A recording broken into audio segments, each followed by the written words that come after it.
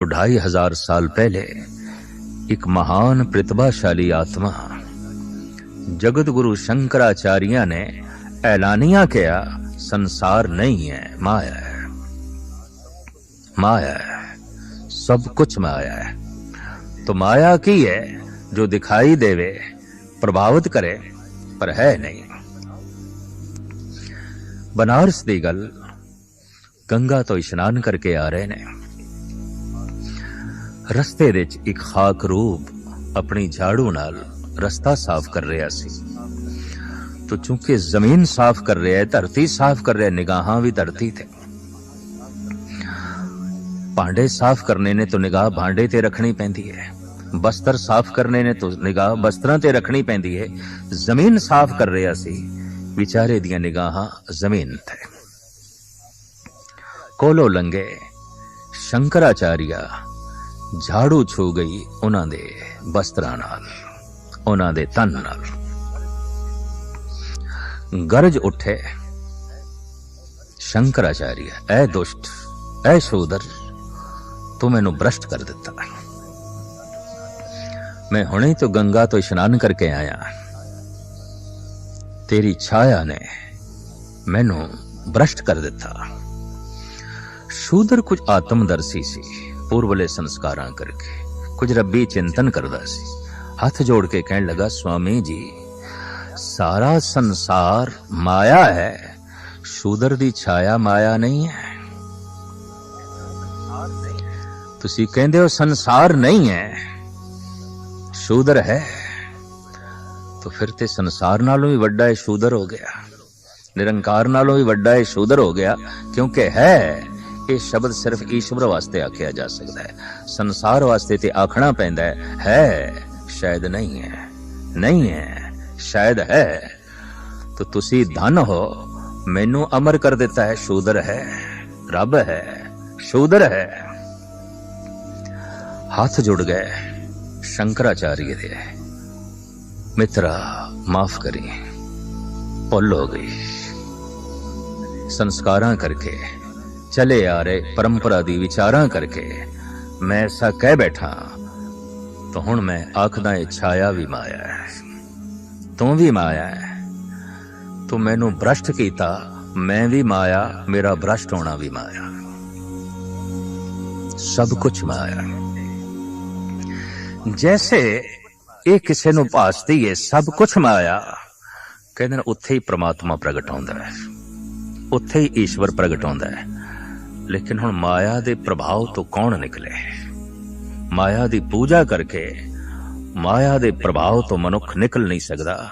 ये देश भारत देश धार्मिक आख्या जांदा है, लेकिन इत्थे दा सब तो वड्डा जिहड़ा त्योहार है दिवाली, लक्ष्मी पूजन होंदा है, धन दी पूजा, पैसिਆਂ दी पूजा, सोने दे सिक्किਆਂ दी पूजा, चांदी दे सिक्किਆਂ दी पूजा। माया नू वरतदे ते सारे लोग ने, माया दा पूजन ये देश करदा है।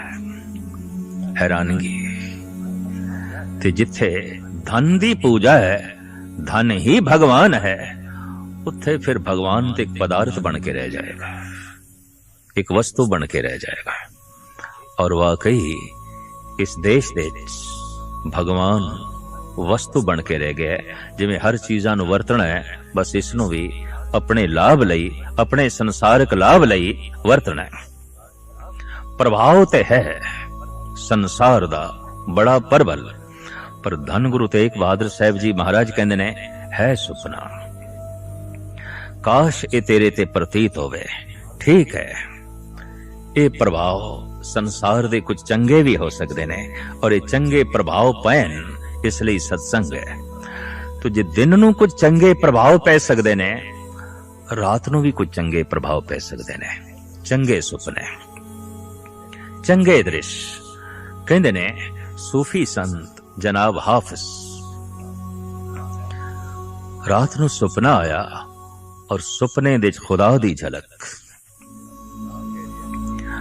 और खुदा कह रहे है फकीर कुछ मंग ले, अज असी तेनू देण लई आया, अज तुसी बहुत प्यारे लगे, अज सब कुछ तैथों निछावर करने लई आया मंग।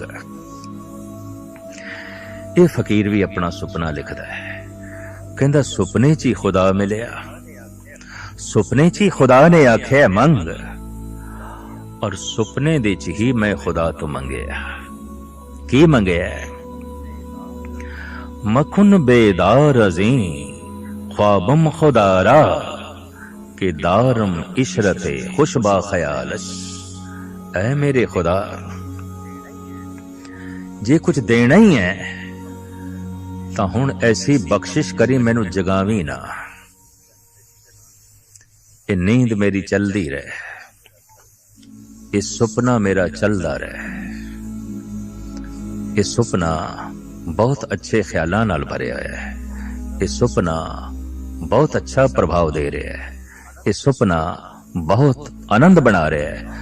जद कोई सुपने दे खुदा कोलों भी खुदा नू मंगे तो उस मनुख दी दुनिया सच हो जाती है, उस मनुख दा जीवन सच हो जाता है, और उस मनुख लई संसार निरंकार हो जाता है।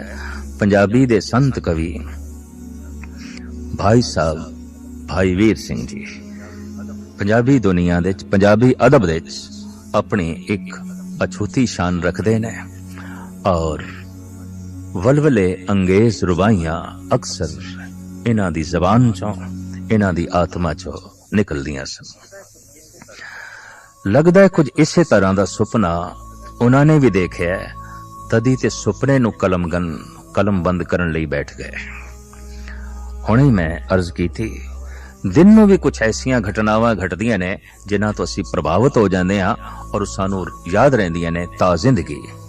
कुछ ऐसे सुपने भी ने जो भुलाए भी जानते नहीं भूलते, बार बार याद आउंदे ने।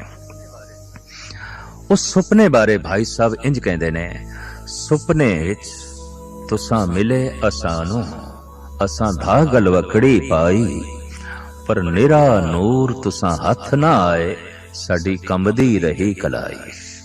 तुसी ते निराई चानना, किसे दा दिन भी अंधेरा हुंदी है, किसे दा रात भी प्रकाशमान होंदी है, किसे दा दिन भी तारीक होंदा है, किसे दी रात दी तारीकी भी महान प्रकाश महान उजाला होंदी है। दरअसल कबरां दे उत्ते दीवे ते सारा जगत जलांदा है, जीवन दा दीपक कोई कोई जलांदा है। इसनू मैं किसे वक्त इंज बयान कीता सी, कौन जलाए मज़ारों पे दीपक, हम हयात को दीपक किए देते हैं। जिंदगी नू दीवा बनाण दे ऐसे जुटे हाँ, कौन कबरां ते दीवे जलाए, कौन मड़ियां ते दीवे जलाए। जद ऐसी सूझ पै जाती है, हयात दा दीपक रोशन हो जाता है, संसार दा रूप कुछ होर दिखाई देता है। जैसे अंधेरे च कुछ होर दिखाई देता है, रोशनी च कुछ होर दिखाई देता है। अख खुलती है तो निरंकार दिखाई देता है, अख बंद होती है तो संसार दिखाई देता है। जिन्हां नू संसार दिखाई देता है बंद अख है, ते बंद अख नू ते कह सकते हैं अंधी अख। और जिन्हां दी अख खुल गई है उन्हां नू निरंकार दिखाई देता है। और गुरु नानक ने ऐलानिया कह दिता, अंधे ए ना आखियन, जिन मुख लोण नाए, अंधे से ही नानका, जो खसमों गुथे जाए। भुल के भी इन्हां नू अंधा ना आखो, जिन्हां दियां ए दो अखां कम नहीं करदियां, संसार नहीं दिखाई देंदा। ए नहीं अंधे, अंधे ओ ने जिन्हां दी तीसरी अख नहीं खुली ते निरंकार नहीं दिखाई देंदा। वो तीसरा नेत्र है, उसनू अनुभव प्रकाश कहंदे ने।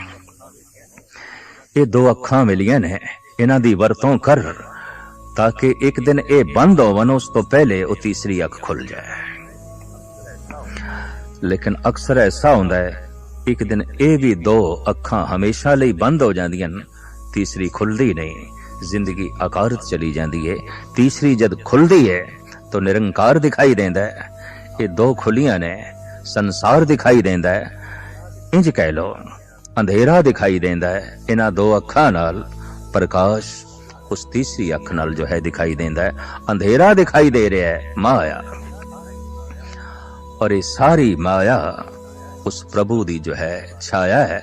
इस माया बारे शब्द शायद है, शायद नहीं है, शायद नहीं है, शायद है। जितनी देर दे असी कहंदे आ नहीं है, उतनी देर दे हो जाती है, और जद असी कहने है उतनी देर दे ये नहीं हो जाती।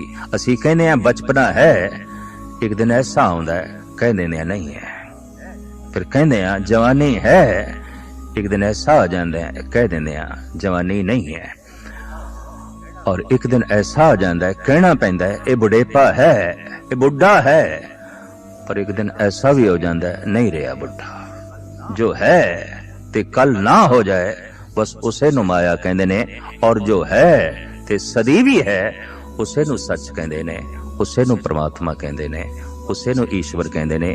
ईश्वर तो बाद अगर कोई समझण वास्ते धार्मिक दुनिया च होर विशा है तो वो है माया, वो है हवा।